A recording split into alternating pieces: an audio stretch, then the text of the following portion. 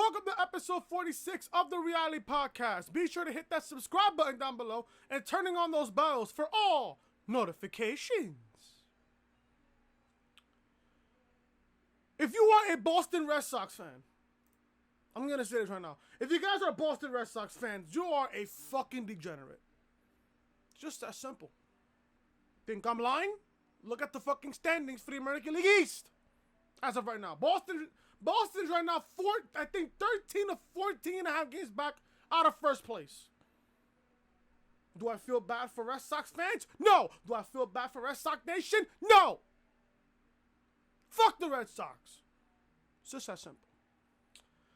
I know I said on Twitter yesterday, oh, I'm not going to give you guys the podcast, but since I have all this time, I might as well just give you guys a short podcast because Monday, which is tomorrow, I'm going to be in New Jersey all day tomorrow, so I'll be back in New York on Tuesday. So you guys are not getting a Raw review tomorrow, even though I usually give you guys a Raw review every single week, and Raw review is so far my best viewed video on my channel, but still, I'd rather take a hit this week because A, it's the go-home show before SummerSlam, and B, I don't give a fuck about Raw this upcoming Monday because I just don't care. I just don't care. You can thank Vince and World Wrestling Entertainment for not making me care about Raw this week. Just take me to TakeOver and just take me to SummerSlam. That's it. I don't care. But you guys will get a SmackDown review on Tuesday. So, yeah. So I might as well just give you guys a podcast here, give you guys my remaining news that I have here on my iPad, and then from there, we'll go from there. But if you guys don't know who I am, I'm your boy Chris. Thank you guys so much for tuning back into the channel on this Sunday, August 4th, 2019. Thank you guys so much for tuning back into the channel. If you guys are excited for NXT TakeOver Toronto, if you guys even give a fuck about Monday Night Raw at all, if you guys, I doubt you guys don't give a fuck about Monday Night Raw, hit that thumbs up. Leave a comment down below what you guys are predicting for SummerSlam and TakeOver Toronto. And if you guys are new to the channel, be sure to show your support by hitting that subscribe button down below and turning on those bells for all notifications. Episode 45 of the podcast on Friday, live on the chat right now. Roman Reigns' SummerSlam opponent has been revealed. Yeah. Episode 45 of the podcast will be in the annotation above that you see on the upper right corner of your screen. Check out NXT review as well for this past Wednesday. Fandango makes his return to NXT. He looked fantastic. Link to NXT review will be in the annotation above that you see on the upper right hand corner of your screen. Check out SmackDown Live review from this past Tuesday. Trish versus Charlotte confirmed for SummerSlam. That's one of the matches that I am looking forward to for SummerSlam Sunday. Link to SmackDown review will be in the annotation above that you see on the upper right hand corner of your screen. And check out Monday Night Raw review as well. This company is a fucking joke. The fact that you have a pregnant woman in Maria winning the 24/7 championship is a fucking farce. It's a joke. It's just, damn, facts there. Raw review will be in the annotation above that you see on the upper right hand corner of your screen. This is the official home of the Reality Podcast, so make sure you are connecting with your boy Chris on social media. Twitter, Chris from Long and Snapchat. Chris was hating, like I said. If you guys are enjoying the content, be sure to hit that subscribe button down below and turning on those bells for all notifications. Let's begin episode number 46 of the Reality Podcast right here on the channel. We're going to begin this news with the the direction of this company. Oh, and by the way, before I forget, I want to give a shout out to Cyrex because I have spoken to Cyrex and stuff, and he's gonna make, some layouts for me, a new logo and a YouTube banner for my channel. So Cyrex is gonna make my channel a lot more looking professional and a lot better. So if you guys need logos, banners, thumbnails, stuff like that, I want you to hit up Cyrex. His Twitter will be down below in the description. So Cyrex, if you're watching, bro, shout out to you, and I'm really looking forward to working with you, my brother. Speaking of this company, WWE's likely direction for Roman Reigns and Seth Rollins after SummerSlam. This should be interesting. Now this is going to be a short podcast because by the time you guys are seeing this right now, I should be on my way to work. So there you go from there. WWE needs to draw fans to their live events, so they often promote who will be working in key matches well in advance. This might have given us a clue about what to expect with Roman Reigns and Seth Rollins after SummerSlam. The company has currently advertised 2 key matches for the September 20th house show in Prescott Valley, Arizona. One of those matches might be for the Universal Championship if SummerSlam works out for Seth Rollins in his match against Brock Lesnar. WWE is also currently advertising Seth Rollins versus Baron Corbin in a street fight. Roman Reigns versus Daniel Bryan is also featured on the show as a special attraction. We'll have to wait and see. But Roman and Bryan might be feuding for a bit, as Baron Corbin will be tangling with Seth Rollins. Now, people are speculating that the guy that attacked Roman Reigns on Tuesday night on SmackDown Live, to end SmackDown Live, was Buddy Murphy. People are saying Samoa Joe. People are saying Drew McIntyre. According to Dave Meltzer, it's going to be Roman Reigns versus Daniel Bryan at SummerSlam. Would I want to see that match at SummerSlam? No, I don't. And I'm going to tell you why. Daniel Bryan is a notable name. Whether you people like it or not. Daniel Bryan is a notable name. And the last time Daniel and Roman Reigns fought one-on-one was Fastlane of 2015. When Daniel Bryan put Roman Reigns over.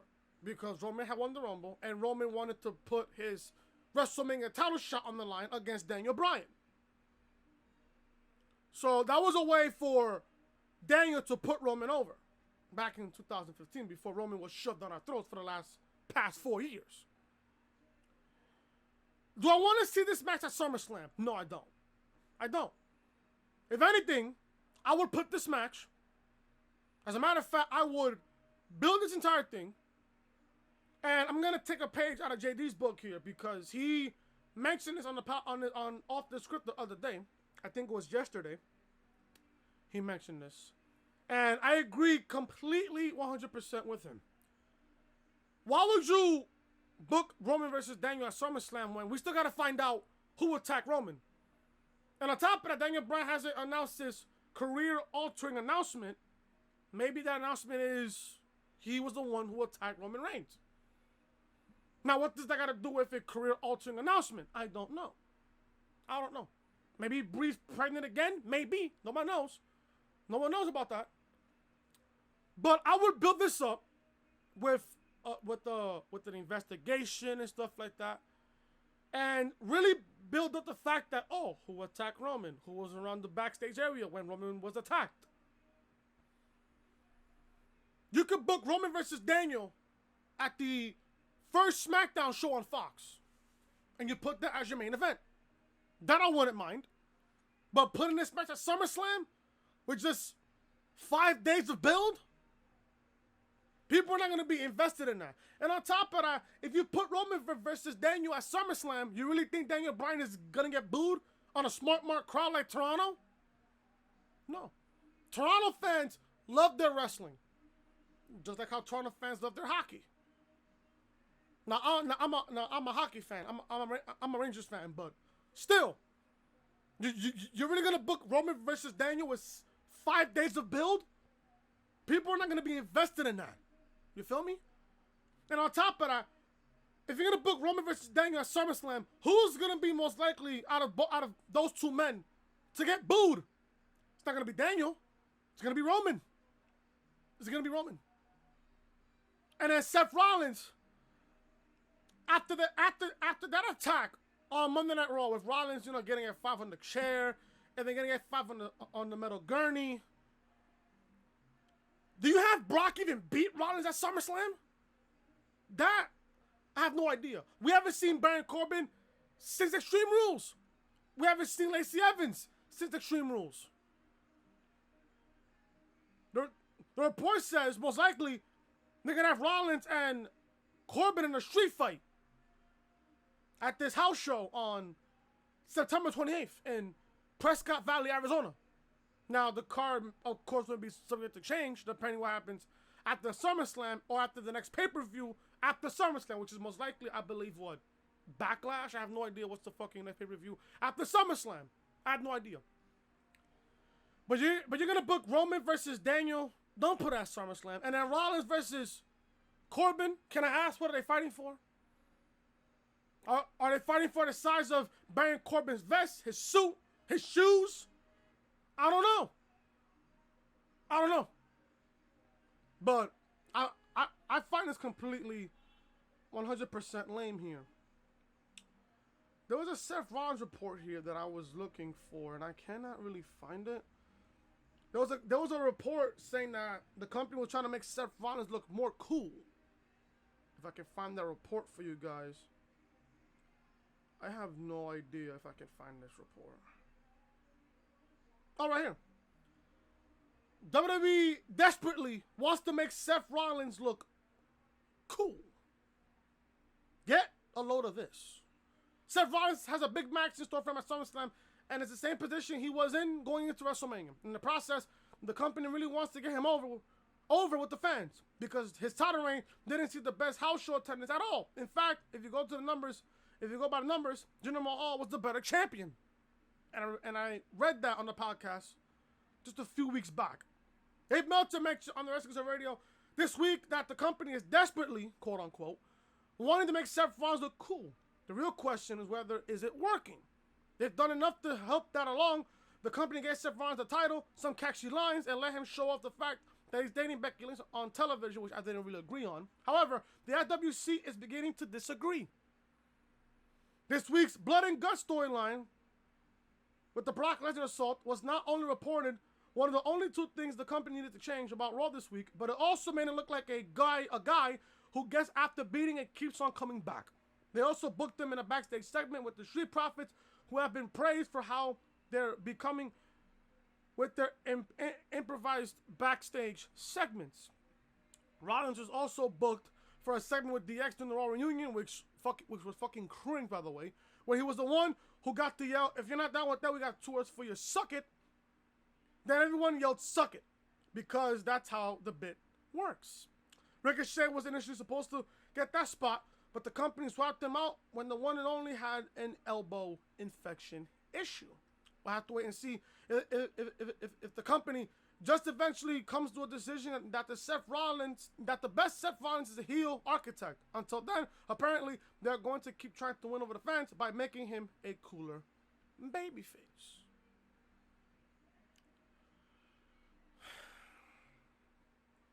You want to make Seth Rollins look cool? Turn him heel.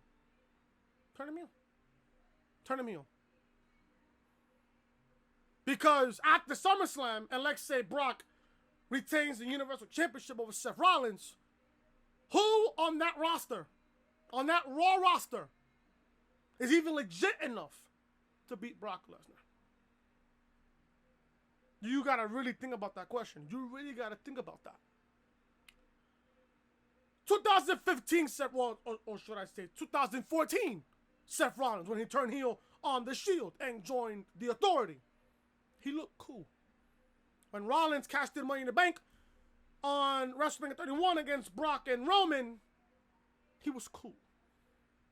Rollins is the WWE World Heavyweight Championship reign from WrestleMania to November of 2015 was cool. That's the best Seth Rollins that I've ever seen when he cashed in Money in the Bank and became world champion at WrestleMania 31. He looked cool. He looked happy. He was legit. He looked cool. 2019 Seth Rollins, after WrestleMania, completely fucking garbage. They gave him the Universal title. They showed him off with Becky Lynch as their real life relationship. Got on TV, and from there, it went downhill. You're going to ask me, Chris, do I think Brock is going to beat Rollins at SummerSlam? Yes. Yeah. Because why have Rollins beat Lesnar at SummerSlam only for Brock to win the Money in the Bank contract, win back the championship, only to give it back to Seth Rollins? When, during WrestleMania season, when Rollins won the Rumble, you did everything that you could to take the title off of Brock Lesnar, finally, and give it to Rollins at WrestleMania, to kick off WrestleMania in that fantastic 8-minute match. At WrestleMania. What's the point of Rollins winning back the Universal Championship? What's the point? The Universal Championship is already irrelevant to me. It's the most worthless championship next to the 24/7 championship and the women's tag team championships as the most worthless pieces of garbage in the history of this company. And everybody that has held the Universal Championship has been completely irrelevant. Yes, I'm including Kevin Owens. Because Owens' title reign, although it was okay, who did KO lose the championship to? Goldberg. Only for Goldberg to drop it to Lesnar at WrestleMania 33 back in Orlando, back in 2017. The only way you're going to turn Rollins cool is to turn him heel. Turn Rollins heel, then you make him look cool. How? If I'm Rollins, you turn heel, you bring up the fact that, hey, Becky was at ringside when Lesnar cashed in Money in the Bank. You could have simply low blow Brock Lesnar. And Rollins still would have been Universal Champion. Attention to detail, folks, when you watch Extreme Rules. When Lesnar cashed in Money in the Bank, Becky was in ringside the entire time. The least she could have done was gave Lesnar a fucking low blow from behind. Boom. Rollins still would have been Universal Champion to this very day. Or should I say, to this very second, Rollins could have been Universal Champion. And then we would have got a different opponent to face Rollins at SummerSlam for the Universal title. But no. Oh, but I don't know what the fuck I'm talking about. I'm just a fucking 26-year-old guy who's a security guard in Yankee Stadium, talks wrestling on YouTube, and doesn't know what the fuck he's talking about. Just saying, folks. Just saying. You want to make Seth Rollins look cool? Turn him heel. It's that fucking simple. Turn Seth Rollins heel.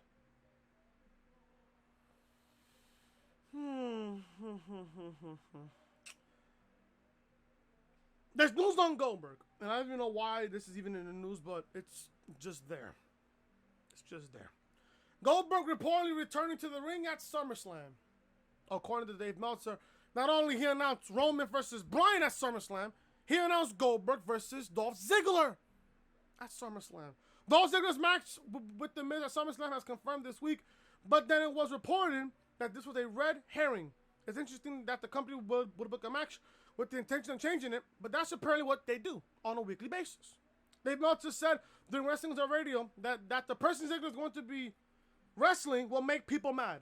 Then he proceeded to explain that the show-off will actually be wrestling Goldberg instead during August 11th event at SummerSlam. They must have said, and I quote, "It's just a funny story about how this all transpired. As you know, I said that Dolph Ziggler has an opponent. I just don't know who it was. I was just told that if it's not The Miz, that it's not The Miz, and it's not Shawn Michaels either." End quote.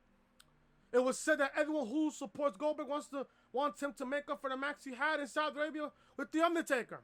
However, Meltzer never previously reported that Goldberg would be wrestling on SummerSlam until now. Meltzer went on to explain that idiots misreported what he said and claimed he had previously reported that Goldberg would be wrestling at SummerSlam. Then Meltzer said that he got a phone call from someone in the company over something he didn't say. This one also said, and I quote, "Also, thank you to those idiots because I got a call from someone in the company who was talking to me about how did you know it was Bill Goldberg? They didn't realize that I said I didn't know because all these people had said that. But I never said in the first place. So, in fact, it is Bill Goldberg, and that's how I found out. Isn't it that wonderful?" End quote. It will be interesting to see when they break the news on television about Goldberg's non-reported return to the ring. Dolph Ziggler will also be a better opponent for him as well because the show will definitely be easier to hit a jackhammer. This is true. This is really true. It looks like all the digs that Ziggler was taking at Goldberg will actually pay off in the end. Let's hope he is able to pull off a better performance than he did at Saudi Arabia. I expect this match to be a complete squash. Goldberg's in the ring, Dolph's in the ring, ding, ding, ding, spear, jackhammer, 1, 2, 3, done. Done. All this better transpire in under 10 to 15 seconds. At least 10 seconds. Goldberg in the ring at SummerSlam. He also wants to redeem himself because Taker redeemed himself at Extreme Rules in that magnificent performance at Extreme Rules in that tag team match with Roman against Drew and Shane, but Goldberg wants to redeem himself in a squash. We still have that in our head, folks. It's on the fucking network. Saudi Arabia, Super Showdown, Goldberg and The Undertaker. People are gonna watch that match. People are gonna relive that matchup, and it'll be stuck in their heads for all eternity. So Goldberg redeeming himself, fine.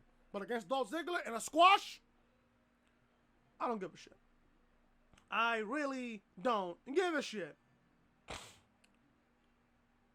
What else do I have here on the podcast? How long am I in so far? So far, 20 minutes in.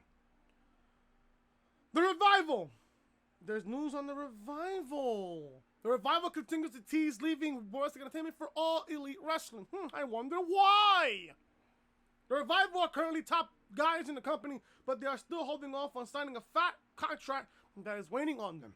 AEW could be the top guys' destination, and preparation could already be ongoing for that jump, because #FTR is taking on a new life of its own. It appears that the Revival have opened up their own Pro Wrestling Tees store. It's also very interesting how they have one with a coffee cup that says FTR written on it. That's obviously in homage to Cody Rhodes' message to the Revival before AEW's Double or Nothing even started. To make things even more interesting, Scott Dawson tweeted out yesterday, "Arn taught us well. See us soon, Double A." While Arn Anderson hasn't signed with AEW yet, it's very plausible that he will once his World Wrestling Entertainment No Complete clause is up. Excuse me. The Revival are one of the best tag teams in the entire planet. And the way that they're being booked right now in World Wrestling Entertainment is just shocking.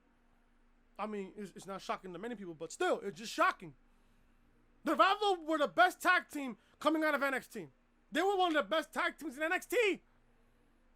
I still remember that match against DIY at TakeOver Toronto back in 2016. That's their best match. That 2 of 3 falls match for the NXT Tag Team titles. One of the best tag team matches I have ever fucking seen. Yet, they get demoted to the main roster, and look how they're being booked. Scott Dawson misses time. Dash Wilder misses time due to injury. Both guys were hurt around 2017. Then they're giving the Raw Tag Team titles because of the fucking complaints about how they're being booked. Then they lose it to the fucking OC. It's only a matter of time before the Revival leave and go to fucking AEW. Just give me a match between the Revival and the Young Bucks, or the Revival versus the Lucha Bros. That I'll be fine with. Take my money, Cody Rhodes. It's only a matter of time before the Revival leave World Wrestling Entertainment and go to All Elite Wrestling. What else do I have here, man? What else do I have here? I mean, I don't have that much news left, but I do have this one story. The Undertaker, essentially under a lifetime contract with the WWE. The Undertaker signed on to take part of Starrcast 2, and Vince McMahon didn't like that at all. Now he has a great way to make sure Taker doesn't work anywhere else. He doesn't approve of again. The Wrestling Observer newsletter made a very interesting comment about The Undertaker's new World Wrestling Entertainment contract. Although a lifetime contract is absurd, it was reported that the Dead Man's latest deal was essentially just that. The new deal Undertaker signed, while not exactly a lifetime contract, is so long that all intent and purposes it is. Vince McMahon will keep The Undertaker on the contract no matter what it takes. It looks like the last deal that Taker signed was a very long one, because it ensured that the Phenom will only be working for World Wrestling Entertainment approved events and appearances for a very, very long time to come. Vince McMahon created The Undertaker back in 1990, the character. Outside of WrestleMania, Vince's second greatest creation is The Undertaker, that character that was debuted in 1990 at the Survivor Series as Ted DiBiase's mystery partner for the $1 Million Team back in 1990. Do you really see Taker going to AEW? No. No. I really don't. I don't see Taker at all going to AEW. Taker wants to show his loyalty. Fine. Taker showed his loyalty back on the Monday Night Wars with WCW. And look what got him. Championships, respect, the locker room respect, Vince's respect, all of that. All of that. Taker can do whatever the fuck he wants. Taker can do whatever the fuck he wants. And in my honest opinion here, I don't think Taker should go anywhere else. I just don't see Taker in AEW. I just don't. In my honest opinion, I don't. Taker is one of those guys that I do not see going to AEW. I don't. I really don't. But Taker signing a lifetime contract with the WWE. Let him be. Taker wants to make his money. Vince is gonna give Taker all the money he wants as long as he's making an appearance there. What else do I have here, bro? What else do I have here? This is just a stupid situation here. WWE reaches conclusion after investigating Roman Reigns' mystery attacker. Roman Reigns was attacked backstage during the closing moments of SmackDown Live this past Tuesday. We have an idea on who it is, but now the company is taking a closer look. WWE released a statement that they have opened an internal investigation on the matter. It's nice that they let fans know about this on Friday morning, since the incident took place on Tuesday at around 9:59 p.m. on SmackDown Live. A preliminary investigation has found the incident Tuesday night involving Roman Reigns was caused by a forklift backstage carrying lighting grids that were not properly secured.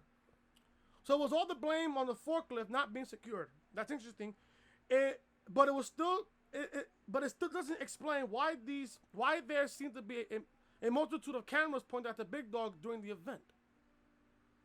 Somebody has to do something about this. Somebody obviously has something to do with what happened, because that's just not gonna happen by itself. I'm gonna think now. People on social media, and I've seen this on social media, people were blaming Buddy Murphy for this because he was the one backstage also. It could be Buddy Murphy. And think about this, folks. Whoever did this to Roman Reigns, not only is going to have a match at SummerSlam, they're going to lose to Roman at SummerSlam. I don't know what else to even put it out there to you guys. Whoever did this attack on Roman Reigns is going to have a match at SummerSlam and get probably squashed by Roman at SummerSlam. This is all a fucking mystery, according to what JD is a fucking Scooby-Doo investigation. Which is fucking hilarious because I fucking love Scooby-Doo. But do you really care? I mean, yeah, sure. It has us invested. But at the same time, if you're gonna announce the attacker 5 days before SummerSlam, everything that we were invested in when it comes to this attack, done.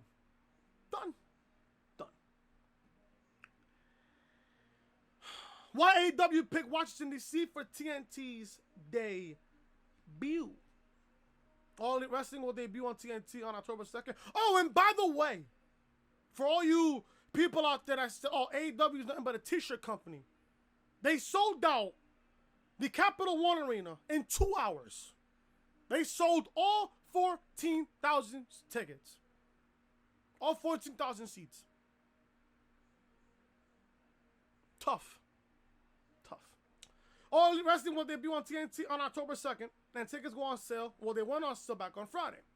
Cody Rhodes already provided a very brief explanation why AEW picked Washington DC for their first TNT show. However, as he spoke to Chad Dukes on 106.7 The Fan, he revealed that they had a lot of other great reasons for deciding the Capital One Arena. This is what Cody Rhodes said, and I quote here: we had a really strong presence in terms of, in this era, you're able to track a lot of data. And I know that might sound like, whoa, that's the nerdiest answer ever. But you're able to track a lot of data and see where did the most views come from for BR Live and things of that nature. And when I say we've got those artists who are running this, and these inmates who are running the asylum, one of the best things that we've done, myself, Matt, Nick, and Kenny, as executive vice presidents with AEW, one of the best things we've done is said, okay, we don't know how to do this, so let's hire somebody who does. I'll give you an example. Raphael Morphy, who came from World Wrestling Entertainment, was there as me as our market rep. That's the individual who can look all across the board, who can strategically place us in the best market and service every market that we possibly can. And reflect that data has been reflected and appeased that with all that math and all that science, we've built a really great team around us. And short answer, I'm a huge fan of American history. I'm the American freaking nightmare. It makes perfect sense that we're in Washington, D.C., the nation's capital. So that's the short answer. The long answer is that we've got a lot of really wonderful professional people who said this is the spot you want to be for the first show. End quote. We'll have to wait and see how fast tickets will sell for AEW's first TNT show. As I told you guys, the show already sold out. It'll be very interesting. It'll be a very, very interesting situation, and we can only hope for the best. There are a couple of different factors that make the TV show unique, such as the day of the week they will take place. It's not impossible to imagine that they will have a packed arena for their first show before moving to smaller venues from that point on for their weekly television shows. Cody Rhodes is a smart motherfucker. The more I see Cody in AEW, the more he's making these type of moves, the more respect I grow on him. The more respect I grow for Cody. And also for Young Bucks and King Omega as well.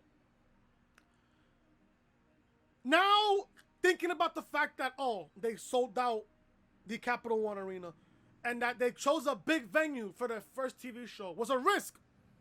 The risk of having a big venue for their first television show is the 50-50 chance they're not going to sell out.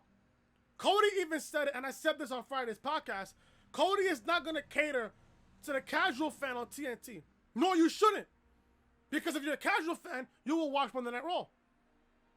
If you're that stupid fan that's going to hate on AEW, you're going to watch Monday Night Raw. It's okay to watch both AEW and World Wrestling Entertainment. It's okay to do that. I'm not going to say, you should stick to one show. No. If you're a wrestling fan and you're a hardcore wrestling fan, you will watch AEW, you will watch NXT, you will watch Raw, you will watch SmackDown, you will watch NXT UK, you will watch 205 Live. That's fine. That's fine. But if you're a casual fan, just stick to Monday Night Raw. If you want your intelligence being insulted on a weekly basis, stick to Monday Night Raw. Stick to Raw. Because Cody is not going to cater to the casual fan on TNT. Cody wants that hardcore fan base to stick to AEW. I don't blame him. I don't really blame Cody, and I respect Cody for that. He's willing to put his fans first before anybody else. And that's what made AEW successful. That's what made Double or Nothing successful. That's what made Fight for the Fallen successful. That's what made Fyter Fest successful. That's what's gonna make All Out successful. That first television show is gonna be a success because the building is already sold out. And as we go on to October 2nd, they're gonna start announcing matches. They're gonna start building on the YouTube channel. That is fantastic. It's a fantastic move. I respect Cody for doing this because at the same time, he's one of the biggest names in the indie scene right now. So you can't really blame Cody for that. And I respect Cody for all of this. I really do respect it. I really, really do. Finally, guys, to end the podcast here for this episode 46 here. I'm only 34 minutes in here. How many tickets AEW has sold for TNT's debut? AEW will be debut on TNT on October 2nd. How did they do with the ticket sales after flooding the Ticketmaster website? As of this writing, AEW has sold over 10,000 tickets for the TNT show. This is about 4,000 tickets to go. As I heard, they already sold out the entire show. Fans flooded the Ticketmaster website and it was a free-for-all to grab tickets at first. But at this rate, it was projected to sell out, but every seat might not be filled. Well, according to that was as of his writing back on Friday. And then I'm going to follow up this report with the other report. AEW has officially sold out. AEW TNT Debut show sold out. More tickets to be released. AEW is premiering on TNT, and it could be a huge event for television history. That is why Ticketmaster was caught off guard in a big way, and it caused major problems for fans trying to get tickets for the show. I found out on Friday that Christina bought tickets, and she's going to the first TV show in Washington on October 2nd. Brian Alvarez mentioned on Wrestling Radio about the TNT AEW debut ticket situation. He's been told that all the tickets are essentially sold out at this point. However, more tickets will be available eventually.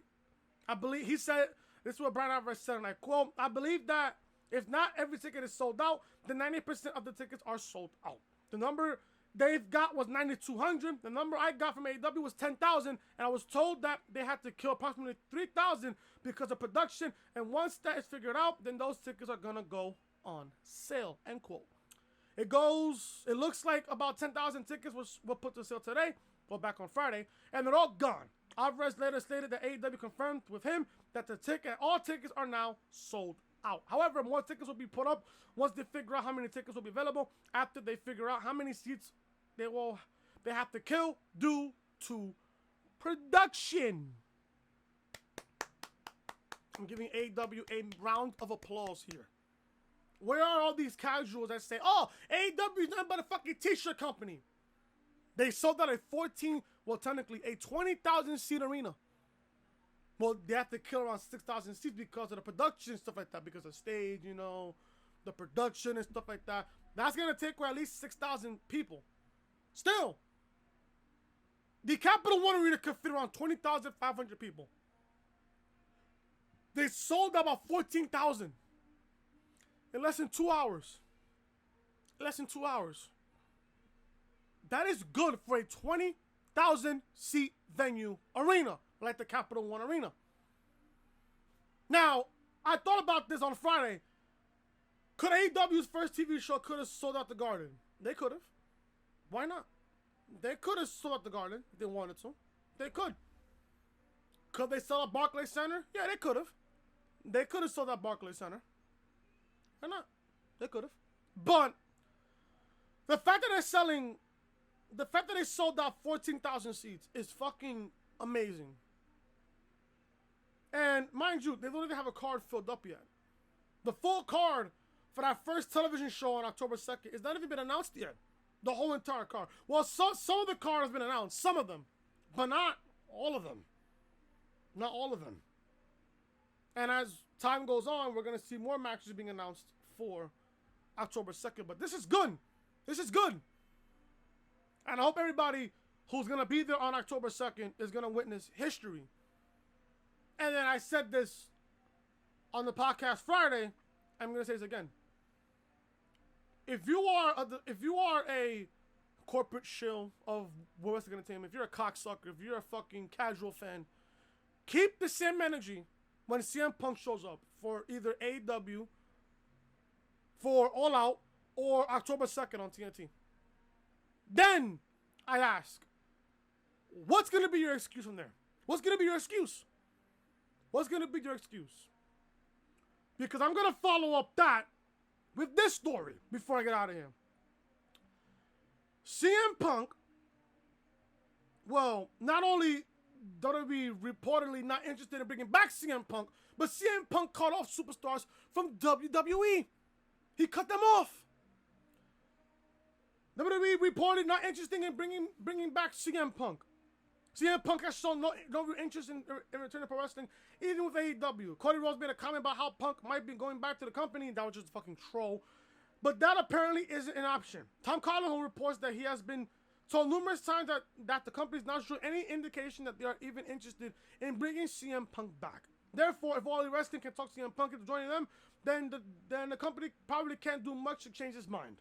This is what Tom Collins said, and I quote, I have been repeatedly told that there's no interest within the company to bring CM Punk and no indication of interest to sign CM Punk. If AEW can convince him, I doubt World Wrestling Entertainment could do anything to stop him. End quote. There could still be some bad blood between CM Punk and World Wrestling Entertainment, They said time heals all wounds, but most wounds don't include a huge defamation lawsuit that stretched for years. CM Punk was able to win in court against the company Dr. Chris Amon, but might have also gone a long way to drive a wedge further between the two sides. Also, at this time, it doesn't seem like the company is interested in the Second City Savior as much as he might help their operation. And I'm going to follow that report with this one before I get out of here. CM Punk has reportedly cut his old WWE friends. CM Punk hasn't opened up any talks with AEW at this point. Who doesn't know that? Who knows that? But World Wrestling Entertainment doesn't seem to be interested in bringing him back either. It seems that might be acceptable for the Second City Savior. The Wrestling Observer newsletter noted that in the process of distancing himself from the company, CM Punk has also cut ties with a lot of friends that he knew from WWE. Punk has pretty much distanced himself from most of those he was at point close with in wrestling. As best we can tell, anyone was close to the company has been previously from WWE. It was noted that one person who Punk was talking to for a short time after he left the company said that the feeling is that everyone comes back to WWE. However, as time goes on and more distance seems to be created, it does not seem like those two sides will reconciliate anytime soon. The fact that the WWE's doctors, CM Punk and Colt Cabana, effectively bogging them in legal woes for years and destroying their friendship probably didn't help the situation much either. I don't want to hear nothing. I don't want to hear shit. Who knows if Tony Khan offered Punk a contract? Who knows? The only person that knows that is CM Punk. And I said this. If CM Punk is going to come back to professional wrestling, he does not need to go back to WWE.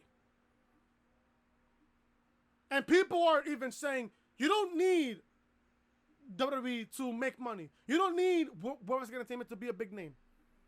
You can go to the indies, make yourself a name for a couple years, and then if Triple H or Vince McMahon wants to see you and stuff like that, they'll offer you a contract. Look at Cody. Cody left the company, I believe, back in 2014, made a name for himself in the indies. Now, look at him now. Look at Shawn Spears. He was in NXT, went to the main roster, they released him, boom.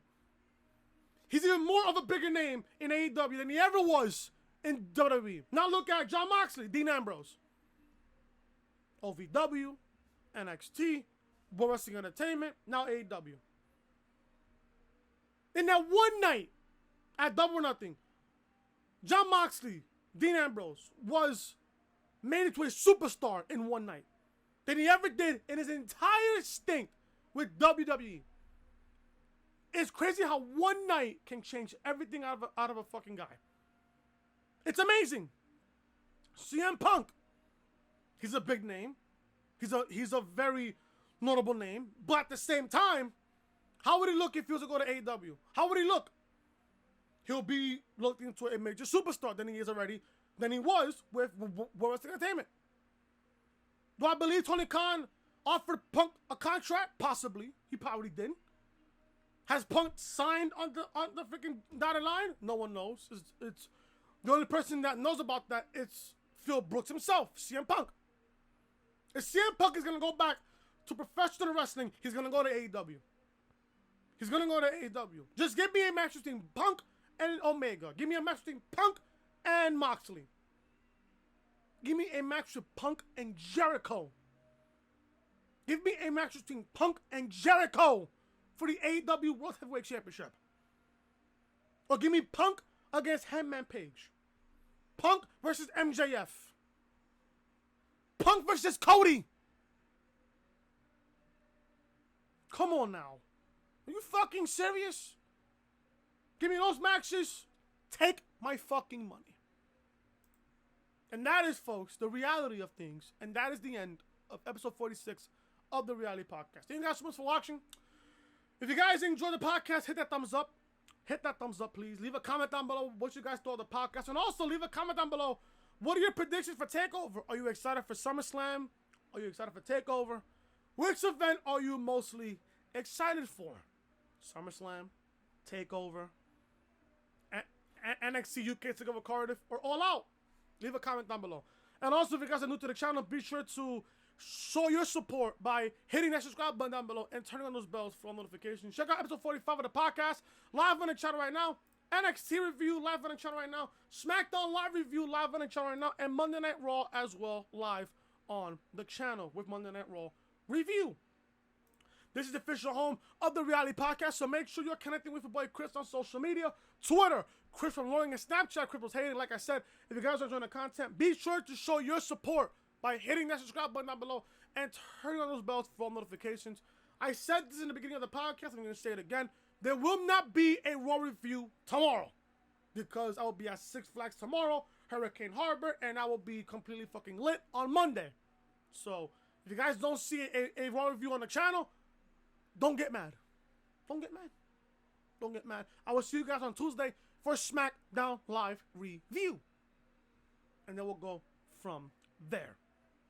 So, if you guys are wondering, there's no Raw review on Monday because A, I don't care about the Go Home show, and B, I'm going to be at Jersey. I don't care about Monday Night Raw this week. I just don't care. It's going to be the same generic bullshit that we see every single week.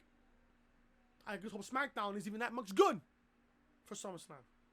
Anyways, thank you guys so much for watching. Leave a like, comment, subscribe, and share the video all over social media. We'll see you guys on Tuesday for SmackDown review. And also, we round up a brand new week of content right here on the channel. Till then, I am Chris. Talk to you guys later.